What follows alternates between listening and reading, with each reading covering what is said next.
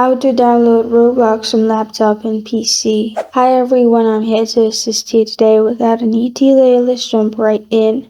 There are two ways to download Roblox. First method is open Microsoft Store. Then click on the search bar at the top in the Microsoft Store and search Roblox. Then simply click on Roblox in here. After you've clicked on Roblox, you'll find this kind of screen pop up. Instead of play, you'll find install options. Simply click on it and install the app.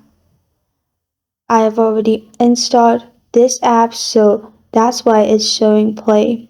Another method is open Chrome. Search roblox.com/download. It will lead you to this page. Click on Download Windows app. After you have clicked on it, installer will open at the top. Click on it and use Roblox app. This is how to download Roblox on laptop and PC. Thank you for joining me today. If this video helps you out, please leave a like and subscribe for more. Got a question or want to suggest a topic? Comment below. Thank you for watching.